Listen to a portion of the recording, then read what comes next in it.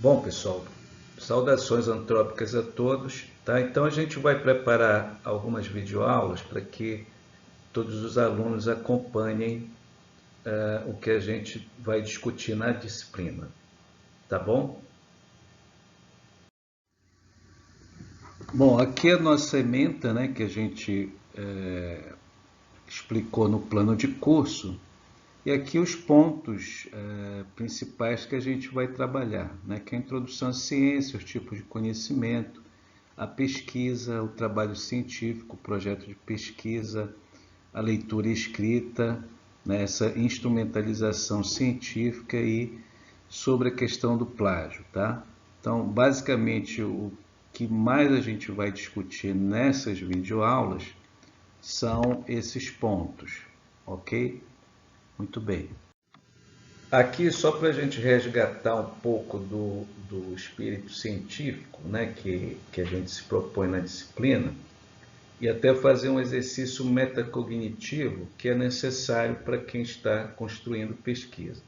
Então vejam que aqui eu tenho, em determinado olhar, a figura de uma árvore seca, né?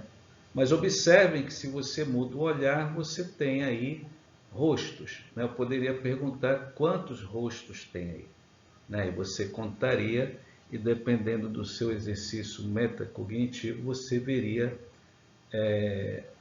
alguns rostos, né? 11, 12, ok? Então vejam que, dependendo do olhar, né, da direção que eu der o meu olhar, eu vou enxergar uma coisa, né? Se eu perguntar para vocês, esse rosto está de frente ou está de lado, de perfil, né? Vai depender do seu olhar, não é isso? Aqui, você vê uma senhora idosa e, ao mesmo tempo, você vê uma jovem. Conseguem ver isso? Então, veja que esse exercício metacognitivo também funciona na pesquisa, né? Às vezes você está olhando com um determinado foco, mas na verdade não é bem aquilo que você está enxergando ou olhando que é o que realmente você quer pesquisar,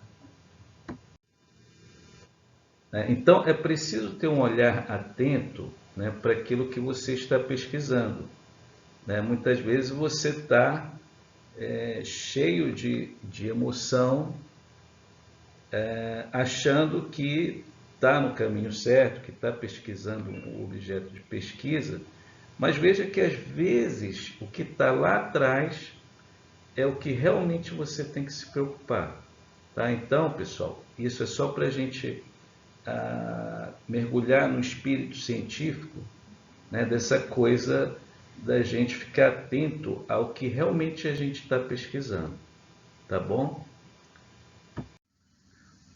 Bom, mais diretamente falando sobre a nossa disciplina, se a gente for usar as ideias da disciplina, a gente vai ver que tem duas variáveis, né, na nossa disciplina, que é a metodologia científica e o projeto de pesquisa que a gente tenta interligar. Quando se fala de metodologia, né, a gente vai lá na Grécia Antiga e entende que metodologia vem de métodos, tá? O significado do método ou da metodologia é o caminho para se chegar a um fim. Então, o que nós estamos buscando na disciplina são caminhos para se chegar a um fim, que na verdade é um novo começo, porque as pesquisas elas nunca terminam, não é isso?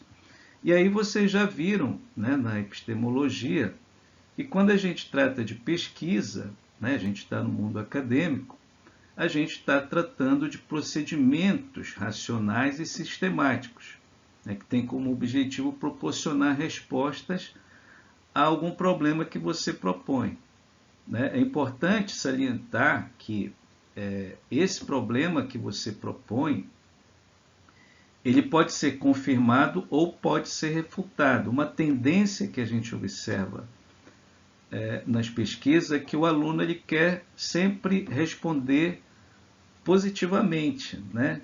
E nem sempre isso acontece. Tá? Então a gente tem que ser fiel aos dados. Se a nossa pesquisa não deu o resultado que a gente esperava, tudo bem, né? A gente tem que ser fiel aos dados, né?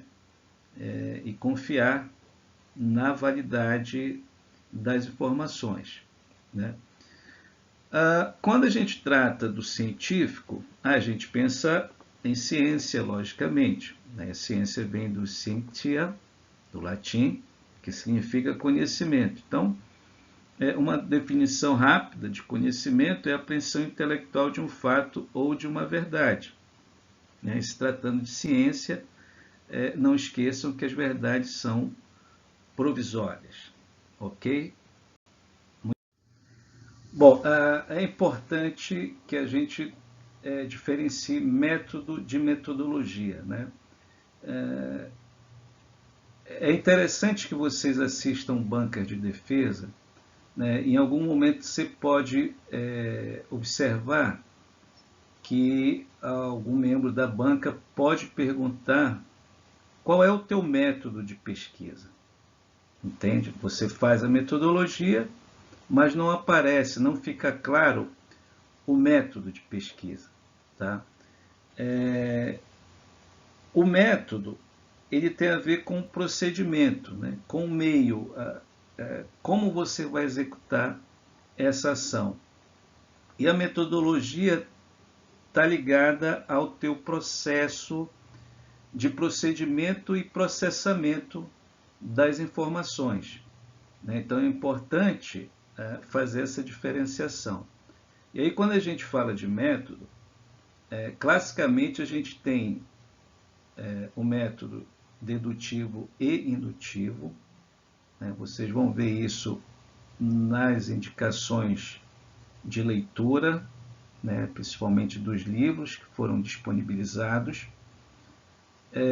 E é muito simples, né? O método indutivo ele tem a ver com a generalização, né? Ou seja, o pesquisador parte da observação de situações específicas para obter conclusões gerais, né? Ele é indutivo, ele parte do particular para o geral. O dedutivo é o contrário, né? Você parte do geral para o particular. Então ele tem a ver com a particularização, ou seja, você vai fazer observação de uma situação geral para explicar as características de um objeto individual, por exemplo, né? E aí nós vamos ter outros métodos, hipotético dedutivo, né, onde você identifica um problema, estabelece uma hipótese, né, para resolver e depois testar se ela seria falsa. Né? Então aí tem a ver com o que vocês já estudaram na epistemologia, que é o falsificacionismo, né, de Popper. Um outro método é o dialético, onde você faz o confronto de ideias. Né? A tese é a ideia inicial, você tem uma hipótese, pode ser, onde você confronta, né, com algo contrário. Ok?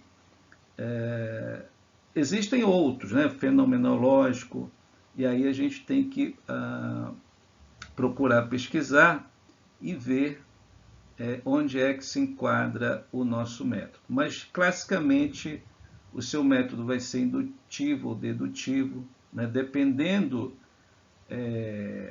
do teu objeto de pesquisa e da tua área de saber, ainda pode ser um método informativo, descritivo, né? E todos esses métodos que eu estou falando, existem autores que vão trabalhar melhor as ideias, não é isso? E veja, o que é importante, isso são informações básicas que o pesquisador deve ter.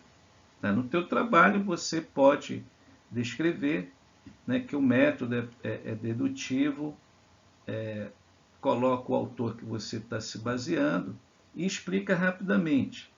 Tá? O trabalho de pesquisa, veja, o teu objeto de pesquisa não é escrever sobre métodos, né? Então você tecnicamente apenas classifica a pesquisa, né, quanto aos objetivos, quanto à abordagem, quanto ao procedimento, né, deixa claro o teu método. E a metodologia, pessoal, nada mais é do que o teu procedimento.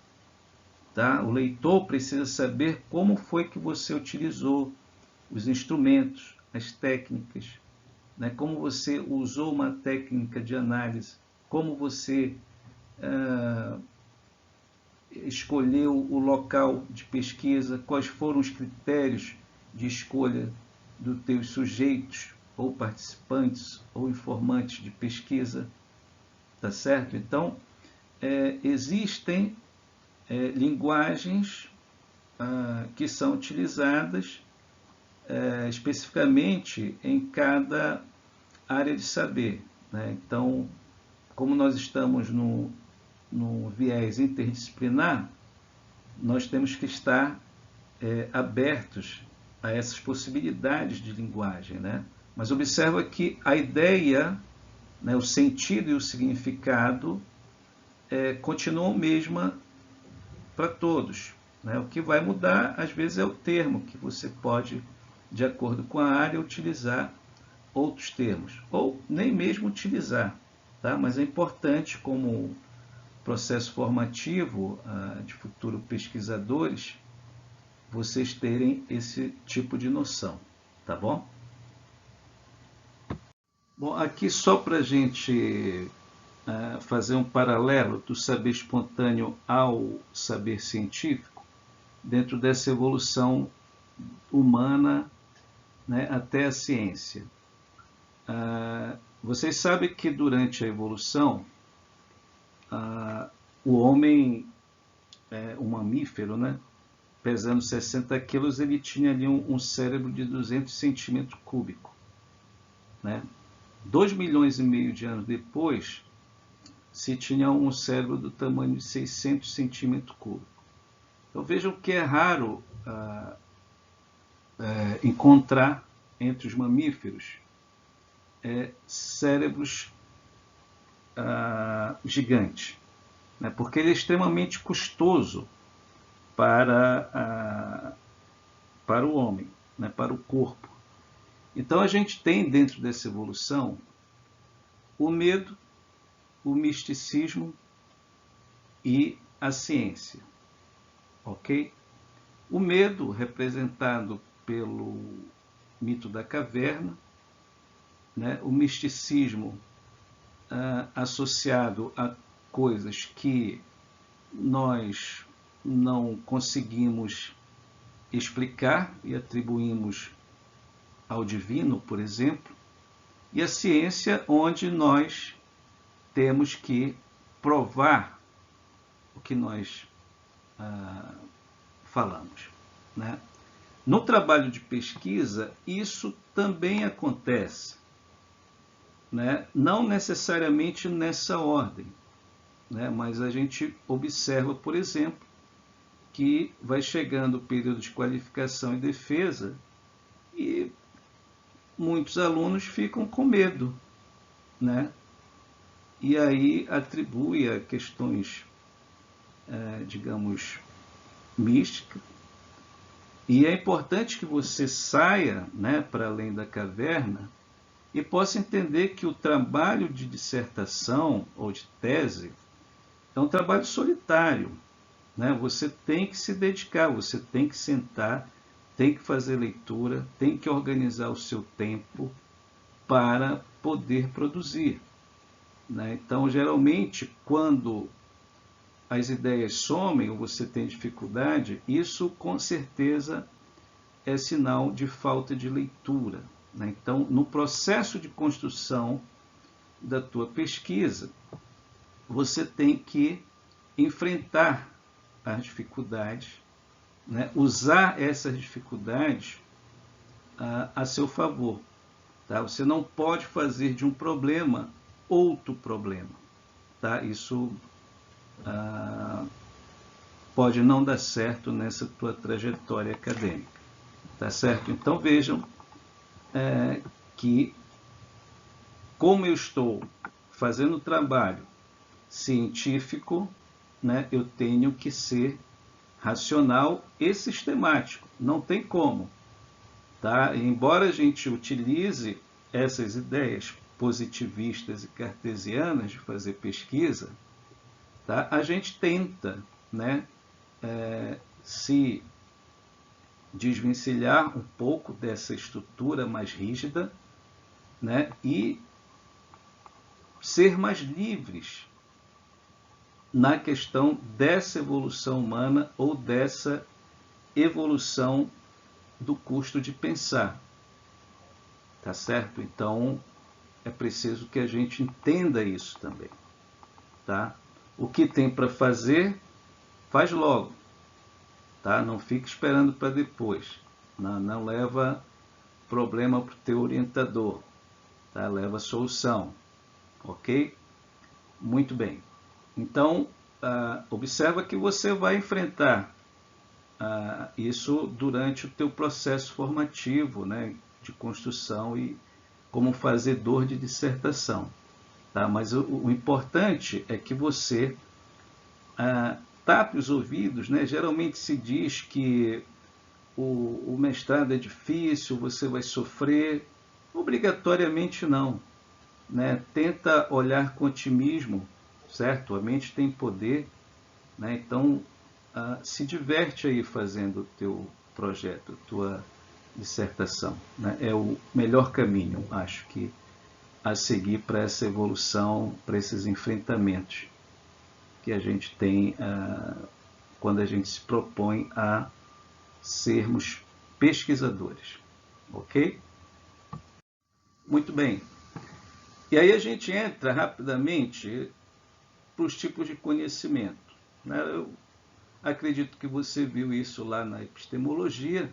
Nós temos vários tipos de conhecimento. Os principais são esses, né? O popular, filosófico, religioso e científico. Nós vamos centrar no conhecimento científico.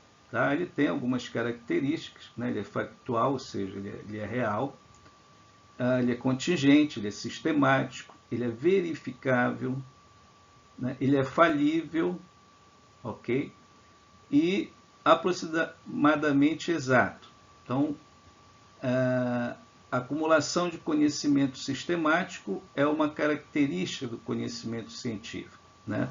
Por mais que eu tenha paixão pela minha temática, e aí eu tenho que ter cuidado com as paixões, porque assim como na vida amorosa como na vida não amorosa, a paixão nos cega, né? Então, muitas vezes, você apaixonado pela tua temática acaba não enxergando outras coisas, né? Então, é importante a gente estar socializando, né? Estar conversando sobre as nossas pesquisas. Até porque, pessoal, todas as pesquisas vão ser publicadas, né? Tem que se tornarem públicas quando você finalizar, tá certo? Então, é importante que a gente tenha noção de ser racional. Claro que você pode ter a paixão pelo tema, pelo objeto de pesquisa, não tem problema nenhum, tá? Mas tenta também buscar um equilíbrio dentro de uma racionalidade de pensamento sistematizado, né? Isso é importante para quem está construindo conhecimento, tá bom?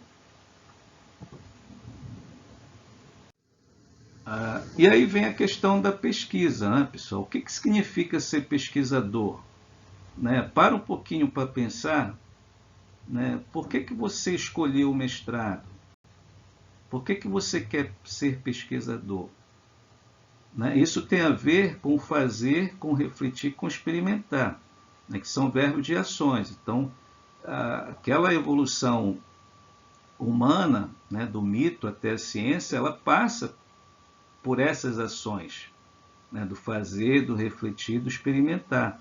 Você tem que se experienciar, tem que se permitir, durante o curso, né, e sair da sua caverna, né? Lá fora tem um mundo maravilhoso que é o conhecimento, né? Então, pesquisar o que, para quê, por quê. É importante que você faça essa reflexão, ok?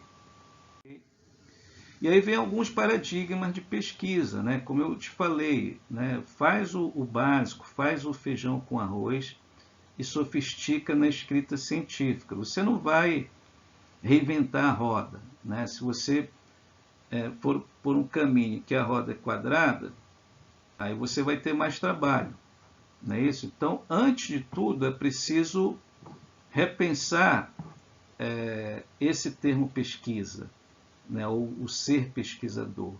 Então, aqui pelo Aurélio, a pesquisa é uma investigação ou um estudo minucioso e sistemático, né? Característica do método científico, com o fim de descobrir fatos relativos a um campo de conhecimento. Na pesquisa é, antes de tudo, entender que pesquisar é produzir conhecimento de forma sistemática, sempre, né? Que a realização de qualquer pesquisa é determinada pelas perguntas de pesquisa, né? Então, você tem que ter um problema inicial dentro da sua pesquisa.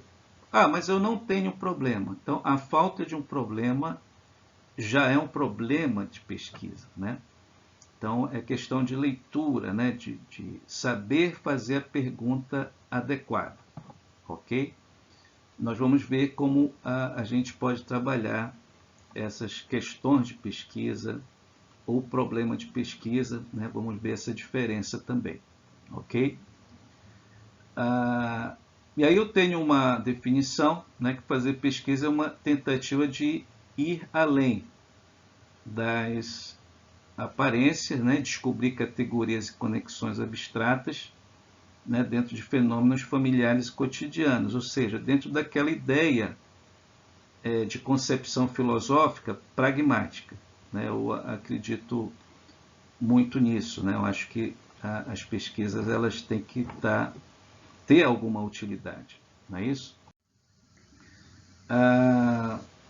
E aí eu também enfatizo que investigar é ter habilidade, né? A gente falou da competência e a habilidade ela vem junto, né? Então é tanto um planejamento aliado a uma reflexão do conhecimento na ação, quanto também na própria reflexão da ação.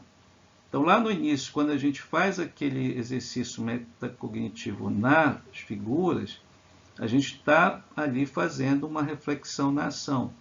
Então veja, você tem um conhecimento na ação, né, que é o saber o que se faz e saber falar sobre o que você faz. Tá? Isso é importante, tá? Colocar ali na escrita científica. Né? É importante também, dentro desse conhecimento na ação, saber o que você faz e saber falar sobre o que você faz, uma reflexão na ação, ou seja, aquilo que deve ser feito para que a aprendizagem seja estimulante. Então, a todo momento, né, você tem que estar buscando motivação para a pesquisa, e isso vai se dar nessa reflexão, mas dentro de uma ação. Né? Se você ficar só no ideário imaginário e não tentar de fazer esses exercícios de escrita, de publicação, de leitura, aí a pesquisa não anda, né? E aí, mais do que nunca, é importante, né, a reflexão na ação. Né? Ou seja, é pensar sobre o que você está pensando. Né? Vai chegar um momento nesse processo formativo de construção de dissertação que você tem um cabedal de informação, de leituras, que você vai passar a ver a sua pesquisa até em bula de remédio, né? Porque você está envolvido, você está motivado. Né? Então, essa autoavaliação e abertura às críticas dos mais variáveis níveis são importantíssimos. Né? A gente vê muita banca que não questiona nada. Né? A primeira coisa que diz é que o trabalho está maravilhoso. Sim, está maravilhoso. Né? Mas a gente tem que fazer uma autoavaliação e está aberto às críticas, principalmente as críticas construtivas, né? Porque o que a gente faz, na verdade, é, às vezes, avaliar o teu trabalho no sentido de dar essa abertura para outras possibilidades, para, de repente, você enxergar o que não está enxergando, né? Porque, às vezes, você vê, mas não enxerga, não é isso? Então, veja que a figura reflete muito esse teu caminhar, né? Não acredito que seja um fardo pesado, mas que exige esforço, não é pesado, né? Você tem que se esforçar. Então, como diz o Thomas Harring, né? A grande finalidade da vida não é o conhecimento, mas a ação. Se você tiver ação, todo o resto vem, ok? Então, durante o teu processo de construção de projeto, dissertação, tenha ação. Tudo bem? E aí, uma coisa que eu utilizei na minha tese, que eu sempre tento comentar, né?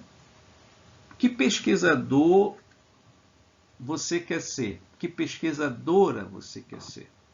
Né? Então, lógico que você vai procurar na tua pesquisa a inovação e a eficiência, mas percebe que você pode se tornar um especialista rotineiro, adaptável ou até mesmo frustrado. Esse corredor de adaptabilidade ótima é o espaço temporal das tuas experiências, né? O teu tempo de profissionalismo, profissionalidade, profissionalização. E aqui tem uma diferença muito legal de refletir, né? O especialista rotineiro é aquele que já faz a mesma coisa há muito tempo e funciona. Tá? Ele é eficiente, mas ele não está aberto à inovação. Né? Então, ele é considerado um especialista rotineiro. Quando esse especialista ele é eficiente, mas está buscando inovação, ok? Ele é um especialista adaptável. Quando ele não busca nem eficiência, nem inovação, ele acomoda, o que não é o caso de vocês, né, porque vocês buscaram o mestrado, você se torna um especialista frustrado. Tá? Você não tem nem eficiência e nem inovação. Tá? Então, o que é que vocês pretendem? Qual pesquisador ou pesquisadora você quer ser? Né? Um especialista adaptável ou rotineiro? Por isso que eu digo, tentem produzir durante o curso, tá? Participar de evento, fazer resumos, fazer resumo expandido, fazer trabalhos orais, né? Aprofundar isso para publicações em revistas, né? Ao mesmo tempo que você está trabalhando a tua dissertação. Tá? Então, isso é importante, isso é ser um especialista ou um mestre adaptável, uma mestra adaptável com inovação e eficiência. Tá bom? Então, reflitam sobre isso. Bom, aqui a gente vai classificar a pesquisa, né? Tem várias classificações, tá? Basicamente, essas aqui são bem interessantes, tá? Então, do ponto de vista da natureza, tá? A pesquisa ela pode ser pura ou básica, ou a pesquisa pode ser aplicada. Então, mira na tua temática, na tua pesquisa. Se ela tiver uma aplicação prática, tá? E um interesse local, então ela é uma pesquisa aplicada. Se ela não tiver uma aplicação prática, né, ou ela envolve interesses universais, então ela é uma pesquisa pura e básica. Tá? Então, pesquisa pura ou básica, pesquisa aplicada. Pesquisa pura ou básica, ela não tem aplicação prática. E a pesquisa aplicada, ela tem uma aplicação prática. Ok? Bem simples, né? Isso conforme Gildo. Bom, do ponto de vista da abordagem do problema, a pesquisa pode ser quantitativa, qualitativa ou mista. Tá? Essa definição, normalmente, alguns pesquisadores se equivocam. Né? Existem algumas correntes que determinam que quando você utiliza números, ela é quantitativa. Quando você não usa número, ela é qualitativa. Tá?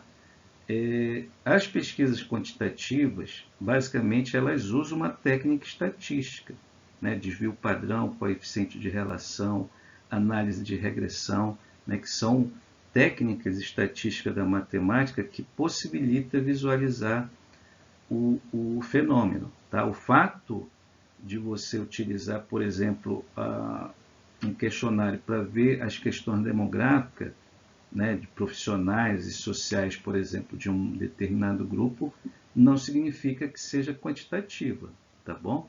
A qualitativa, vejam, dentro dessa abordagem do problema, se diferencia da quantitativa, que tem uma técnica estatística. Na qualitativa, você vai ter uma relação mais dinâmica entre o mundo real e o sujeito, né? Você tem uma indissociabilidade, né? Por isso você tem uma interpretação, fica muito na subjetividade, com significados básicos. Tá? E esse significado ele faz parte do processo, né? E são focos principais dessa abordagem. Tá? Então você vai ter uma corrente dos puristas que vão dizer, olha, quando você usa número é quantitativa, quando você não usa número é qualitativa. Tá? Você vai ter uma corrente dos situacionistas, e aí vai depender da situação para eles classificarem se é quantitativa ou qualitativa, e tem uma corrente pragmática que não discute mais isso, se é quantitativa ou qualitativa. Né? Eles acreditam que toda pesquisa tem um pouco das duas abordagens, ok? E aqui um resumo, tá, dessa análise em relação aos dados, a análise, o protótipo e a qualidade. Né?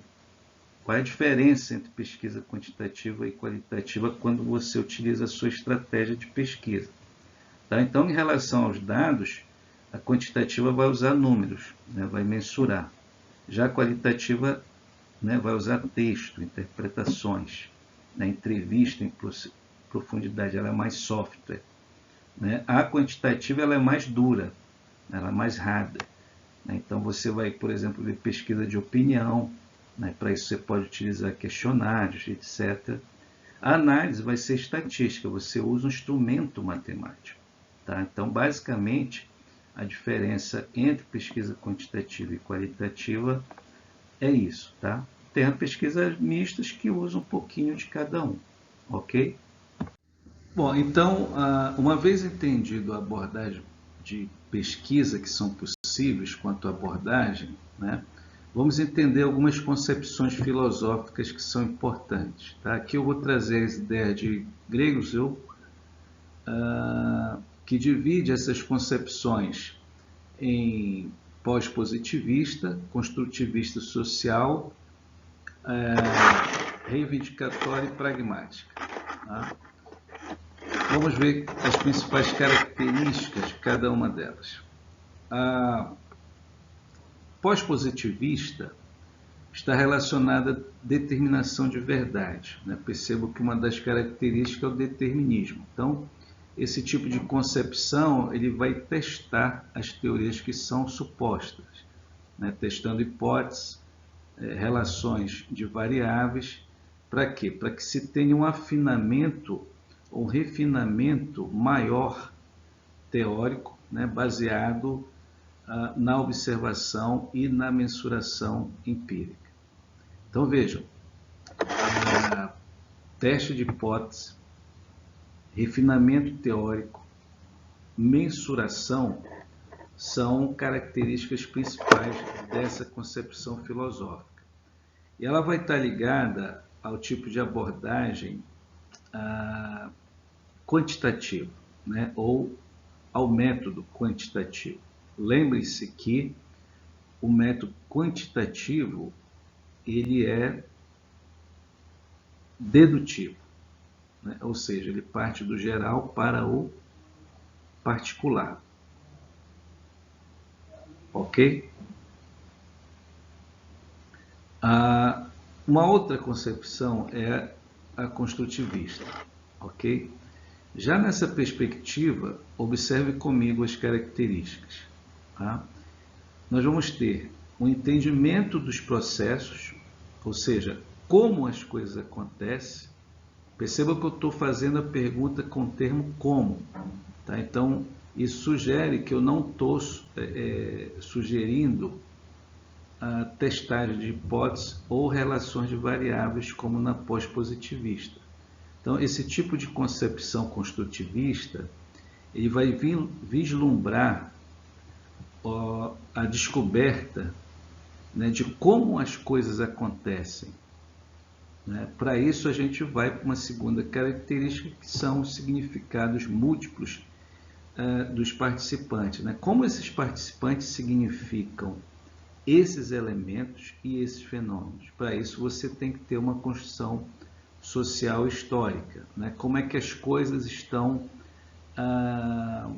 sendo construídas historicamente, como aquele fenômeno específico é construído na perspectiva social, né? E isso vai gerar uma teoria, né? Agora observa que essa teoria ela não existe a priori, né? Você tem que ir lá, tem que ir para o campo, né? Colocar as mãos na massa e criar uma teoria acerca daquele grupo social que você está investigando. Então, esse tipo de concepção tem muito a ver com abordagem ou com método qualitativo.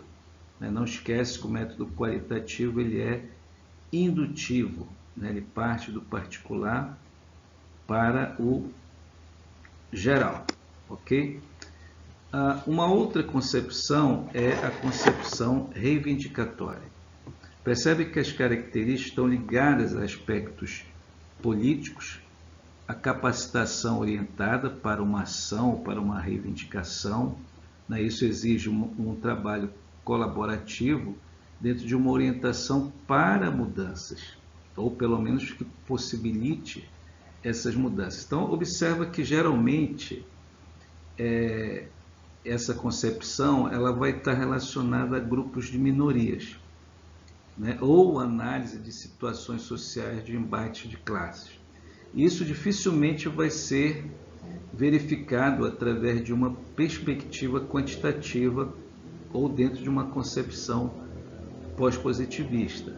Essa abordagem reivindicatória também está relacionada com a construção, né, com a observação do mundo, mas com características complementares de ação, de sugestão de ação.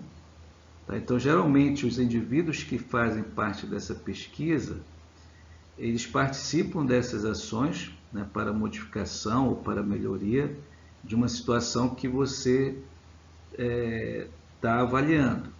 Né? Então, esses participantes eles são utilizados como agentes do processo e não do produto. Ok? E, por último, a concepção pragmática. Né? Observem que, como característica, elas estão no centro do problema, tá? E as orientações práticas no mundo real. Então, como o próprio nome sugere, essas pesquisas estão relacionadas a aspectos utilitários, né? E assim como a pesquisa construtivista e reivindicatória, que estão ligadas a uma abordagem qualitativa, a pesquisa pragmática vai envolver as duas. Né? Então, geralmente, essa questão utilitária, pragmática, ela envolve pesquisas mistas, ou seja, pesquisas quanti-quali. Ao mesmo tempo, elas são quantitativas e, ao mesmo tempo, qualitativas. Tá? Então, essas são algumas concepções filosóficas que a tua pesquisa pode estar embasada. Né? Isso, com certeza, possibilita você, inclusive, a trabalhar as variáveis diretas e indiretas e até mesmo a escolha do referencial teórico. Ok? Então, basicamente, as concepções filosóficas são essas, tá bom? Bom, com relação ao ponto de vista de seus objetivos, a tua pesquisa ela vai ser exploratória, descritiva ou explicativa, né? No mestrado ele não foge desses três níveis, tá? Então, a nível exploratório, né, o conhecimento ele vai entrar naquela perspectiva do como, né? Então você vai ter um objetivo de conhecer mais e melhor o problema de pesquisa, elaborar hipóteses, aprimorar ideias, descobrir intuições, né? A modalidade de pesquisa vão estar voltadas, por exemplo, para levantamentos biográficos, uso de entrevistas, estudo de caso. Já a descritiva está relacionada ao que. Então você vai descrever características de uma determinada população ou de um determinado fenômeno e estabelecer relações entre as variáveis. Percebe que isso está ligado àquelas concepções filosóficas também, né? E, geralmente, essas pesquisas descritivas, do ponto de vista do objetivo, elas estão ligadas a estudos etnográficos, levantamentos de opiniões, né, de atitudes e crenças, ok? A explicativa, o próprio nome já diz, você vai explicar, né, o porquê, e aí você vai buscar identificar variáveis que determinam a ocorrência do fenômeno e explicar a razão do fenômeno, né, investigar relações de causa e efeito. E aí essa modalidade, esse nível de pesquisa, ele está mais voltado para a pesquisa experimental ou quase experimental, que eu acredito não seja o caso, pelo menos nas discussões das temáticas de vocês, tá certo? Então, basicamente, do ponto de vista dos seus objetivos, a pesquisa pode ser exploratória, descritiva ou explicativa, ok? Muito do ponto de vista dos procedimentos técnicos, veja que nós vimos em relação aos objetivos, agora dos procedimentos técnicos, tá? Pode ser um estudo de caso, né? E aí é importante a gente diferenciar estudo de caso estudado, tá? Então, primeiro, o estudo de caso ele tem que ser inédito, tá? Isso em relação ao fenômeno, não a sujeitos ou ao local, né? Porque nunca ninguém fez essa pesquisa ali. Mas se você for ver o fenômeno, ele já foi pesquisado, né? Então não é um estudo de caso, né? Geralmente há um equívoco nessa classificação quanto ao procedimento, tá? Geralmente é um caso estudado e você chama de estudo de caso, né? Tem todo um procedimento, um protocolo para fazer esse estudo de caso, tá bom? A pesquisa ex post facto é quando você tem quase uma experimentação, certo? Não é o caso de vocês. A pesquisa ação, a pesquisa participante, né? Também se confunde muito esses dois conceitos. A pesquisa participante, você tem um envolvimento, mas não tem a solução, né? Resolução e acompanhamento daquela problemática. Na pesquisação, você faz o diagnóstico, faz uma intervenção e depois volta ali para ver se funcionou ou não, tá? Tacitamente, essa é a diferença entre pesquisação e pesquisa participante, tá? Que alguns de vocês podem aí estarem utilizando. A pesquisa etnográfica, né, estuda como o ser humano se comporta, né, isso exige uma observação participante. Temos também, enquanto procedimento técnico ainda, pesquisa documental, né, a pesquisa experimental, o próprio nome já dá a definição, né?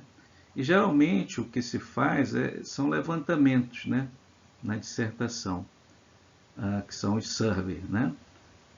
Ok? Pesquisa bibliográfica, isso são classificações de pesquisa quanto ao procedimento, tá? Você pode estar utilizando uma ou mais de uma ao mesmo tempo, tá? Eu deixei em destaque aqui a pesquisa bibliográfica, que ela faz parte de uma etapa da tua pesquisa, que é importante quando você faz a escolha dos referenciais teóricos, né? Então, quando você elabora a partir de material já publicado, constituído somente de livros, artigos, periódicos, né? Então tem fontes primárias, secundárias que você pode estar utilizando, ok? Bom, então pessoal, a gente finaliza essa videoaula, né, deixando uma mensagem para vocês, que toda conquista começa com a decisão de tentar, tá? Reflitam sobre isso, agradeço a atenção, obrigado e até a próxima videoaula. Tchau, tchau.